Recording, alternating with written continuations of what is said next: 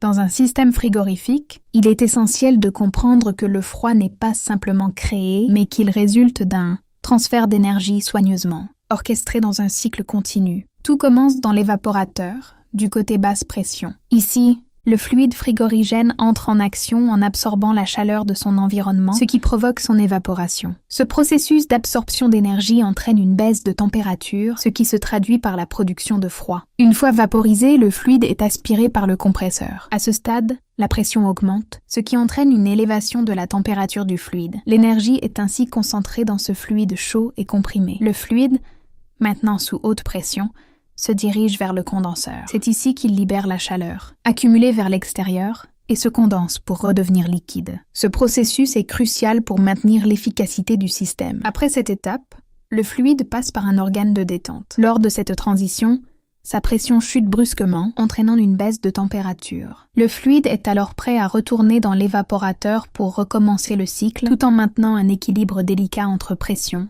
température et énergie. Ce fonctionnement peut être visualisé sur un diagramme pression-enthalpie connu sous le nom de diagramme pH.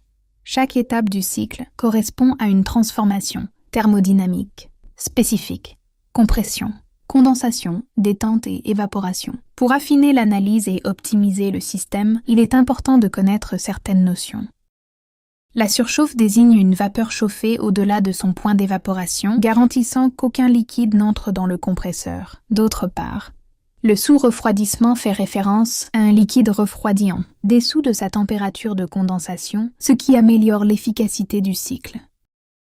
Il est crucial de noter que tous les fluides ne se comportent pas de la même manière. Les fluides azéotropes ou purs changent d'état à température constante, tandis que les fluides zéotropiques présentent un glissement de température lors de la transition entre l'état liquide et vapeur. Ainsi, comprendre le circuit frigorifique, c'est maîtriser un équilibre précis qui permet de produire du froid de manière efficace et contrôlée. Cette connaissance est essentielle pour quiconque souhaite approfondir ses compétences en matière de système de réfrigération.